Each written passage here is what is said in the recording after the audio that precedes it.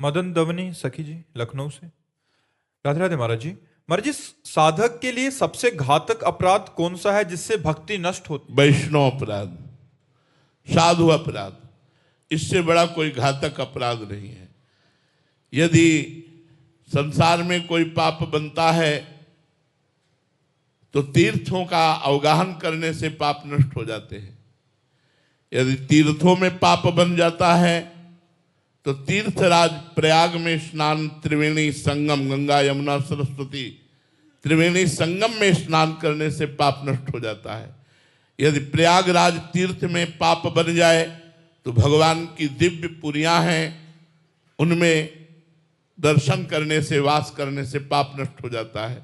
यदि काशी कांची अवंतिकापुरी द्वारावती आदि जो पुरियां हैं, यदि उनमें पाप बन जाए तो भगवान के परम पावन धाम श्री वृंदावन धाम, भगवान की जो दिव्य लीला स्थलियां हैं, इनकी रज लगाने से, यहाँ आकर के परिक्रमा देने से, यहाँ बैठकर भजन करने से पाप नष्ट हो जाता है। यदि धाम में अपराध बन जाए तो सिर्फ धाम ही नष्ट कर सकता है। ऐसे अगर वैष्णव अपराध बन गया, भक्तन निंदा अति बुरी भूल करे जिन कोय, किए सुकृत बहु जन्म के छिन में डारे खोए। कई जन्मों के पुण्यों को एक क्षण में नष्ट कर दे, वो होता साधु अपराध।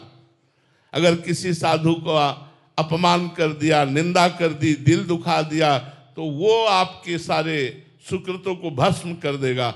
और पाप तो नष्ट होने के उपाय है, लेकिन अगर संत अपराध बन जाए, भक्त अपराध बन जाए, तो कुल सहित उसके परिवार को नष्ट कर देता है। साधु अवज्ञा तुरंत भवानी, कर कल्याण अखिल के हानि।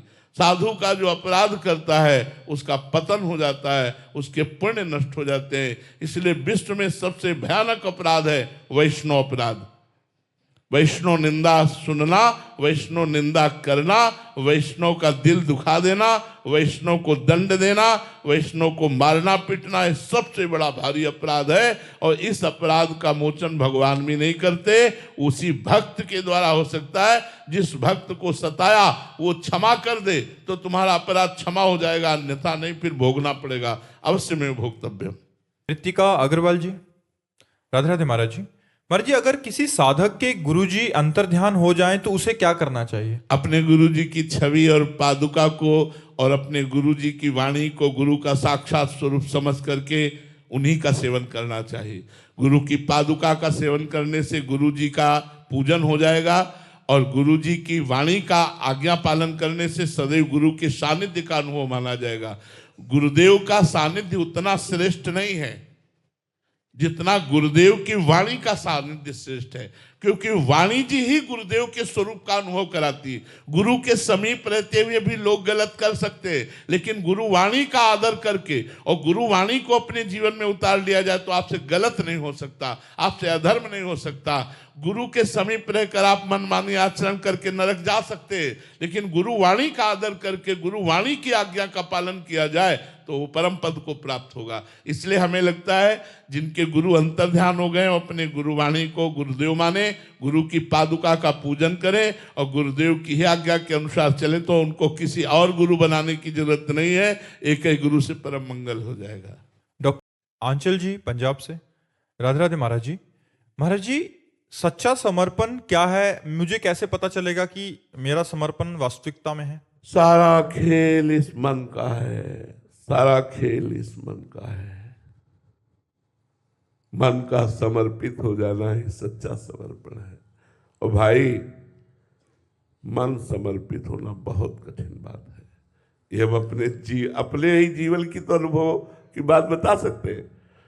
बचपन से लेकर के 13 वर्ष की अवस्था से लेकर आज तक इसी योद्धा से लड़ाई हो रही है, अब भी हो रही है।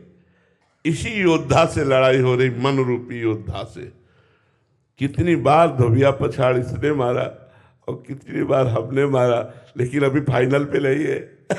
अब भी युद्ध प्रारंभ है, जैसा हुआ था वैसे ही चल रहा है, अब भी चल रहा है। समर्पण मन का, विषया अभिलाषा का त्याग ही मोक्ष पद पर चलना है, अध्यात्म पर चलना है। विषय शून्य मन सच्चा समर्पण है।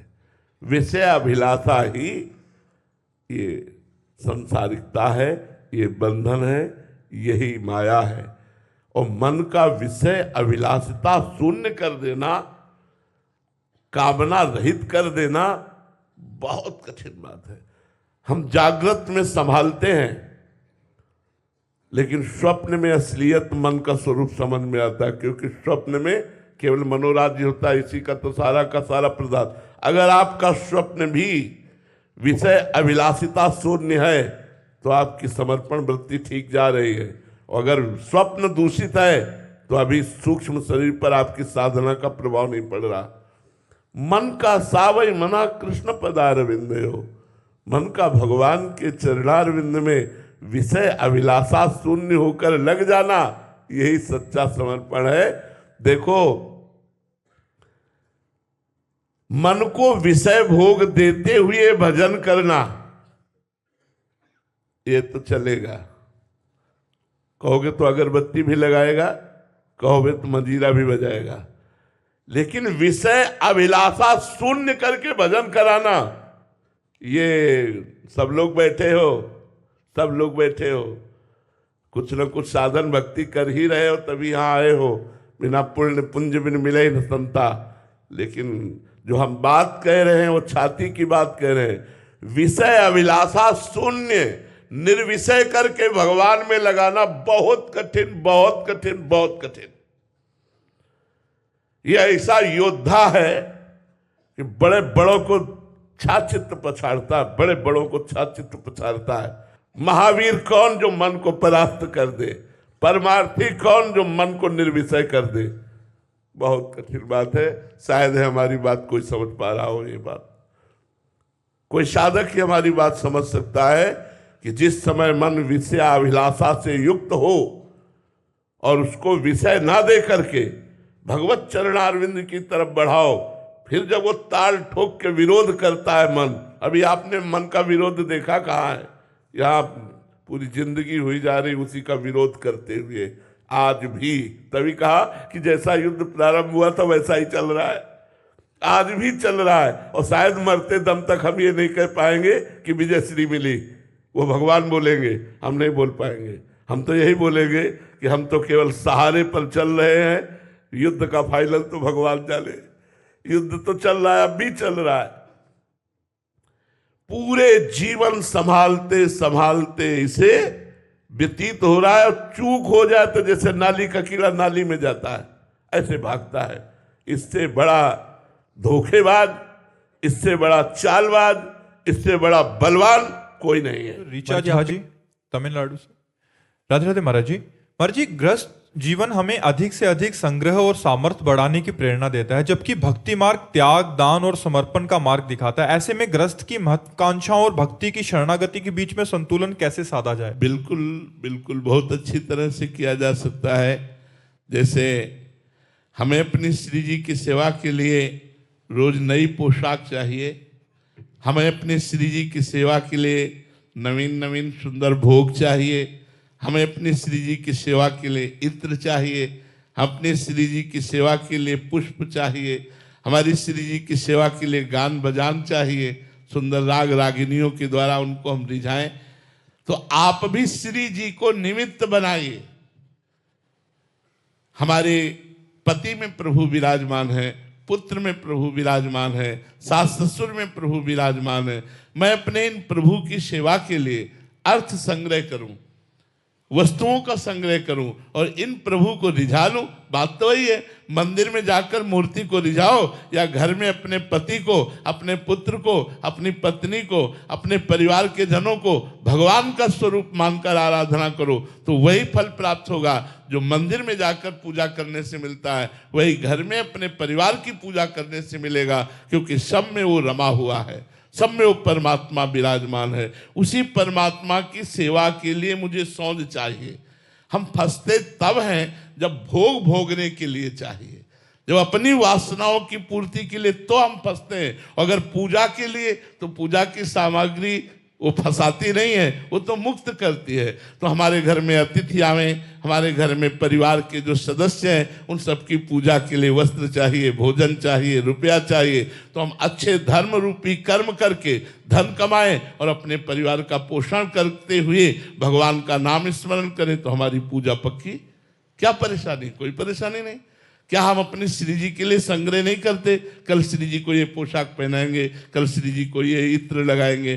त्याग करना है निज वासनाओं की पूर्ति का, हमें ये भोगना है, इस बात का त्याग करना है। लेकिन हमारे परिवार रूपी भगवान को, हमारे आए हुए अतिथि रूपी भगवान को, संत भगवान को, समाज रूपी भगवान को अगर हमें सेवा करनी तो हमें अर्थ चाहिए, हमें सामग्री चाहिए। उसके लिए हम नौकरी, व्यापार कुछ भी करें और सुंदर अच्छे ढंग से अर्थ कमाकर परिवार की सेवा करें, यही पूजा होगी। तुम्हारे लिए और कोई पूजा नहीं, यही पूजा होगी। नाम जप करो और अपने परिवार की सेवा करो, और सेवा के लिए जो सामग्री है उसका संग्रह करना। वो संग्रह नहीं है जो आपका पतन करेगा, ये वो संग्रह है जो आपका उत्थान करेगा, आपकी भक्ति बढ़ाएगा।